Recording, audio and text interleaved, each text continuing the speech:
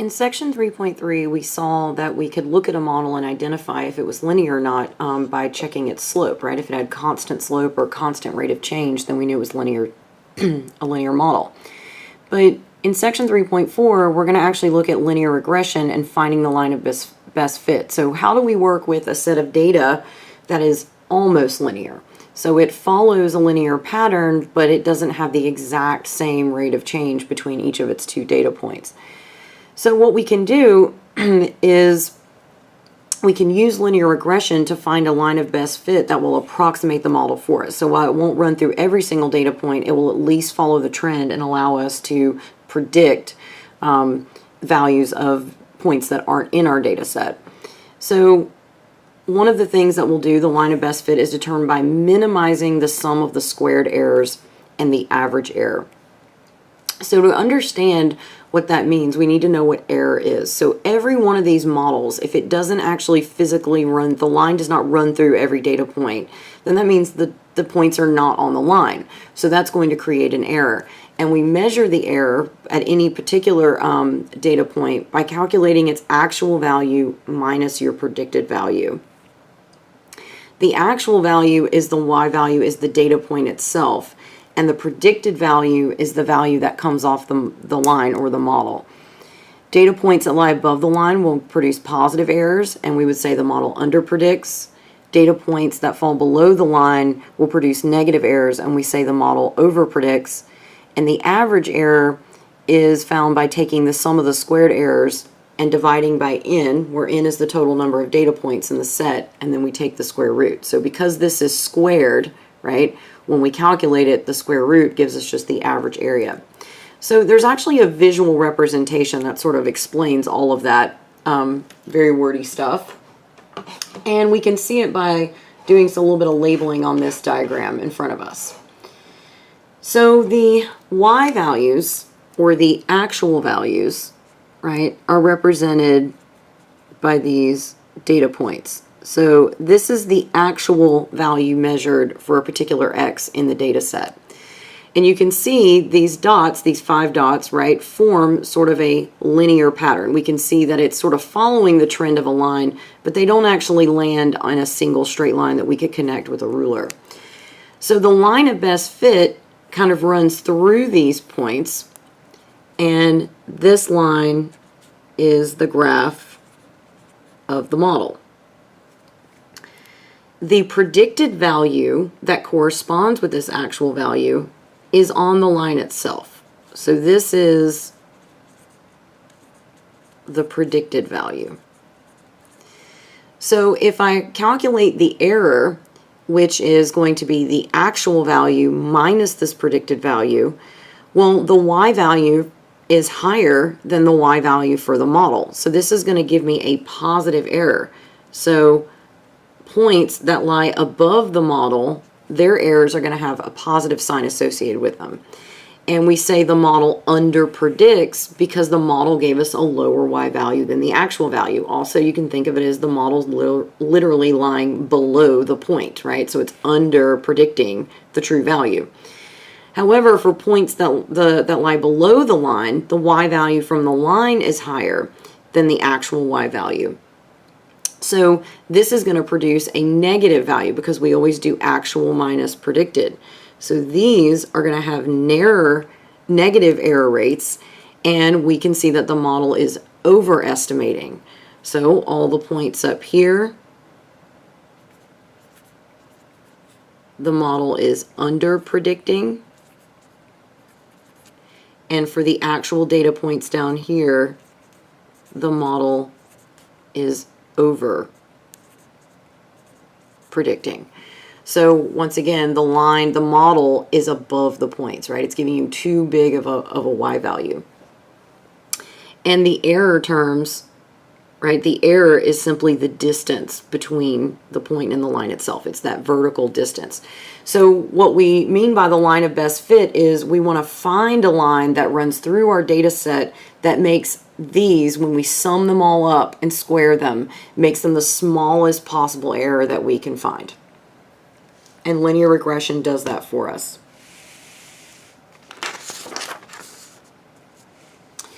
So if we want to find the line of best fit in a calculator for a given data set, right, we go to Stats, Edit, we're going to enter the X and Y values, then we're going to go to Linear Regression, build the model, and you'll see, I'm going to show you how this actually works. So for example 8, we want to find the line of best fit for this data set. So if I go into my calculator here, I'm going to scoot this up so I can fit the data set in the screen on here. We want to go to Stat, right, Edit. So we want to find our list. And I'm just going to put the X's in L1 and I'm going to put the Y values in L2. So in L1 we have 63, 64, 66, 69, 71, 73, and 75. Then I'm going to go to L2 and enter all the corresponding Y values. So in Y2 I have 127, 121, 142, 162, 156, 181, and 208. So I want to also make sure that I have the same number of X and Y values, and I do. You can see going from list to list. So now I want to go back to Stats and go to Calculate. And then I want to scroll down till I see Linear Regression. So there's actually two linregs in here. One is AX plus B, and one is A plus BX. They're really the same function. You just want to make sure here the A value given will be the slope of the line. Here the B value given would be the slope of the line. So as long as you're reading the output correctly, you will get the correct answer from either one of these, but I'm just going to choose this one because it's first on the list. And then what we're going to do once we hit linreg is on your calculator, if you look above your numbers, you see L1, L2, L3, L1's above 1, L2's above 2. So if you just simply hit second 1, right, there's L1. And then comma, we want L2. And then I want to put this line in my Y1 so I can actually graph it. So in order to do that, we go to second vars, just vars, not second vars, Y variables, function, and I'm going to choose L1. So this is saying L1 is my X values, LY are my Y values, and send the model to Y1. So when I hit enter, I see 4 pieces of information. I see the model that I'm using, I see the A value, the B value, the R squared, and the R. We're actually going to talk about this a little bit later.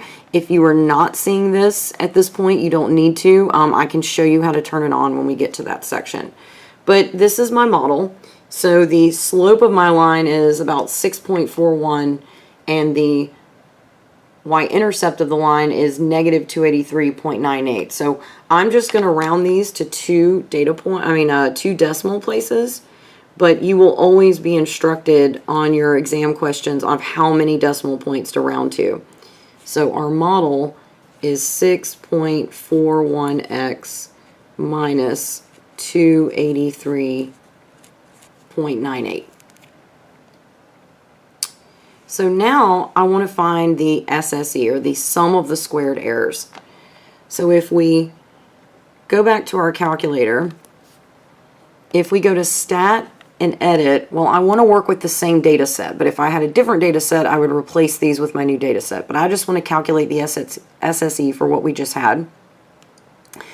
So I've entered Y1 and L2. Then what I want to do is my model, which I've saved in Y1, I'm going to actually go up and highlight L3, and it's going to let me enter a formula that will apply to this whole list.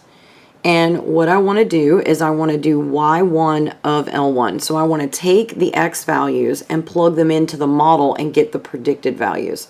So I have to go to vars, function, Y1, and now parentheses, L1. So this is saying take all the x's and plug them into the model. And when I hit enter, it populates the entire list. It just does all the values at one time.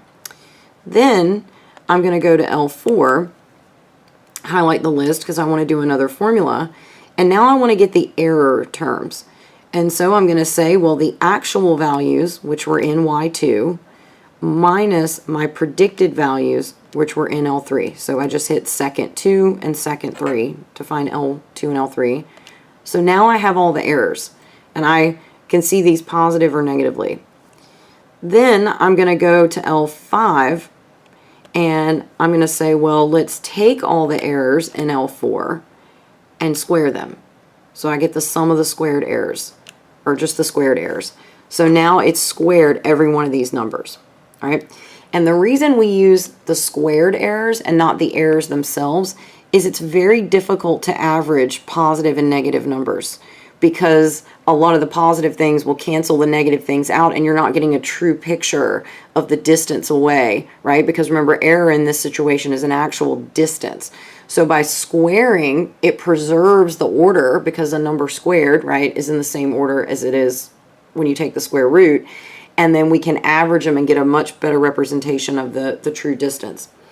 So now that I've done this and I've found all my squared errors, I'm going to quit. And what I want to do now is I want to go to second, stat, and go over to math. And then I'm going to find, second, stat, math, and I want to scroll down until I see sum.